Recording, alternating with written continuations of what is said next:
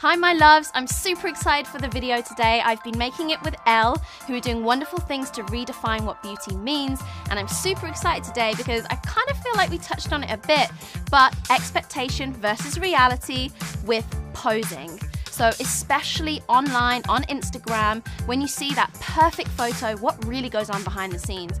Good lighting, good angles, good posing, it can completely change what your body looks like. So I just want to show you the real stuff and show you how that really does affect how we look in photos. So you can understand when you're looking at a photo that that's not necessarily real. I don't want you to ever feel like you have to be perfect. You're already imperfectly perfect, and that's good enough. So let's do this. One thing that there's a huge fascination about is thigh gaps. I myself struggled for years because I didn't have one and for some reason couldn't get them because of my body type, and there's nothing wrong with that. However, you can so easily fake a thigh gap. I'm going to show you right now. I've done it in photos, but I feel like in video, in real time, okay, this is all you have to do. So right now, my legs are together, my thighs are clearly touching. Remember my thighs, yeah. And all I'm going to do is tilt my pelvis back, and you can see straight away, it's only a small gap, but I have the gap. And if you want to make it even more dramatic, I go onto my tippy toes, and now I have like a legit thigh gap. That's how quickly I did it. Everything is an illusion. So I'm going to show you all of the poses and ways that people are moving their body, using angles, using lighting to look a certain way on social media.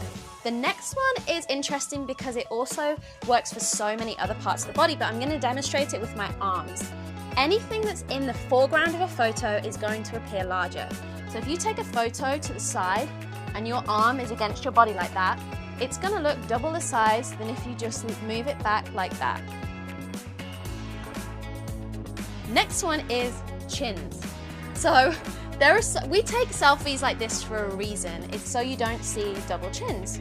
So when you're taking a selfie, either use that higher angle if that's something that you're concerned about, but also that's my double chin. If I'm just like this from the side, I don't know if you can see that, all I have to do is put my tongue to the top of my mouth, and immediately my double chin is slightly less. So I don't know if you saw it, it's really subtle, but that's normal. And that's when I do that with my tongue. There are so many little tricks that I just want to share with you as a model that I've kind of been taught or learned throughout my journey. So the next one that I really want to show you is just generally like the hip hop, which is something that I do in photos. I don't know what it is. It makes me feel powerful and strong and confident. I don't feel like there's anything wrong with posing to feel that way. But just so you know, like clearly my hips look like this right now. And you'll see this on Instagram all the time, those girls with crazy hips. You basically put your weight onto, so I'm gonna put my weight onto my right leg and basically push out my hip. And as I do that, I slightly twist, and then you get like your bum coming around. So basically, you look like, well, you saw, that's like normal. And that's me like pushing out my hip, and it makes me look like I've got a huge butt. So a lot of girls are doing that online. So just so you know. And then another one actually is another bum pose. So if I just stand to the side like this, that's kind of like normal. I've got my mic tuck in there as well. But then if I move my left foot backwards, just a few kind of like inches, maybe hip width, then I'm gonna put the weight again on my front leg and then pop my bum out towards camera, because like I said earlier, if something's in the foreground of the photo, it's gonna look bigger. Can you see the difference? So, and if you can like hide your leg, both your cheeks make it look like one cheek, so it makes it look bigger or something like that. But so that's another trick that's used a lot.